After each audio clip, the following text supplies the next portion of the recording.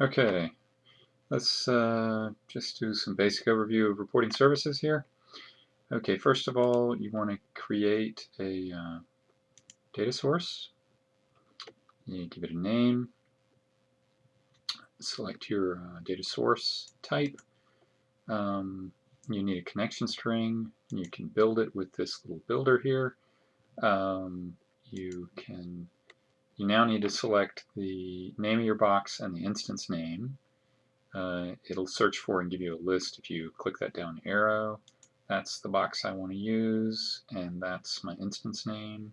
I want to use Windows Authentication, and now it gives you a box of databases. That's the database I'm going to use. Test the connection.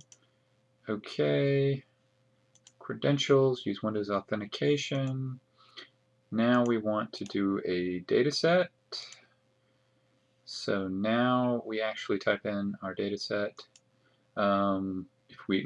You normally would like cut and paste a data set here that you designed, but you can design one here. You can add a table, and this picks the tables from the database we selected. So we want this database, this table, and oops, close, move. Okay, so we want film name, release date, and runtime. And that's good. And there's our query. We could have also hit a stored procedure.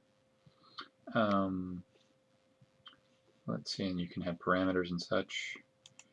We'll do that later. This is just a overview. Now we would create a report. Now if you do this, you get the wizard. We don't want the wizard. We're going to go from scratch, so we want to say new item, report. So here's our report, and this is where the report goes. Not this. And you have to import your data source into the report, the one we created here. So this is good. We take that. And then you also have to import your data set that we created over here. And this is a list here, so you need to actually click on it and select it. And then hit OK. Okay, now when you hit the data set, it'll now show all the fields. So we can now put these are the fields that we can put right into the report. Let's start off by using a text box. If you just double click, it'll plop one on there for you. But we want to do a table. So here's a table. We can increase or decrease the number of rows and columns, but for now this is fine. You can drag and drop them in here, or you can use this little button here to select the field that you want. Okay, and you can use a little extra space here, not just to make the report pretty, but also because it makes a big difference when you're selecting a field here. See this, when you can see the rim like that, that means you have selected the cell, and that's usually what you want. Those are usually the properties you're modifying, not the field. So if you click the name, you get that, and that is almost never what you want. So you're always trying to click, and once you've selected it, you can't then select the field. You need to click outside of it and then click back in it. So that's kind of a little trick. And also when you see the properties down here, one of the weird things about report services, in most Visual Studio programming environments, this is where you do a lot of your work. Analysis services is a good example of that. But in reporting services, when you right-click, you get a property box. And the property box actually has things in it that aren't down here, or they may be down here, but they're a little harder to work with. So you actually do most of your work in these pop-up property boxes. So being able to selecting that's important because you're going to need that. There's a lot of stuff in here. For example, there's the sorting, alignment, number formatting, a lot of stuff in there. And whether you're selecting this one or this one, those are different things. This is your header, and the property box you get here is going to be slightly different.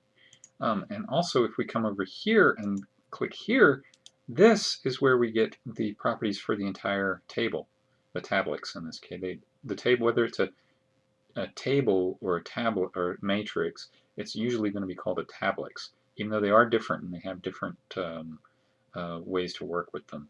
It'll almost always say tablets here, no matter which one of these you picked. Okay, so let's just quickly do a preview. If you hit this, you get a preview, and notice there's our header. And notice if we scroll, the header goes away. So we'll want to fix that. Also notice if we page, the header goes away. But we can fix that. Also notice it's kind of hard to see the header because it's the same color, so we need to fix that too. Okay, so we want to select all of these. So we click in here, then click over here, and now we've selected them all. And now we can do a background color. And let's just pick a background color. Okay, now that's going to be easier to see. But we also want it to be there for all the pages and when we scroll. So now we have to do something kind of tricky. We have to come down here and hit advanced mode. Don't know why Microsoft decided to hide that. Not a good idea. Bad user interface design. Okay, and what we want is we want this repeat on new page, so that will keep the headers as we page. We also have to believe it is fixed data,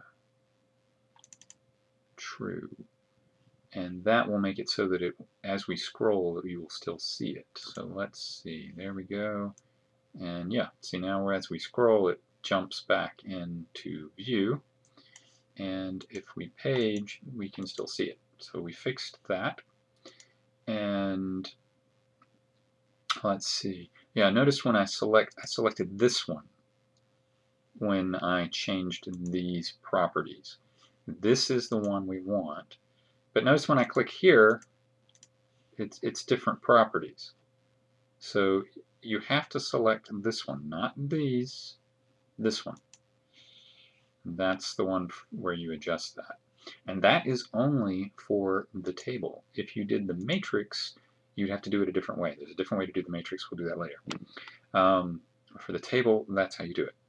Okay, so now let's do sorting. For sorting, you want to select the header, not the field. You want to select the header, and you want the text box properties, and you want interactive sorting, and you want to turn it on, and you want to select the column that we're on, and you can do the same thing. You can't do these together. You have to do them one at a time.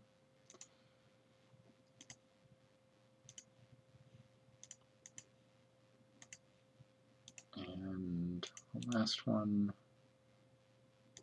oops, need to hit that. And the last one here. Okay, so now we preview. Now we get these arrows allow us to sort each way we want. There. And of course this still works.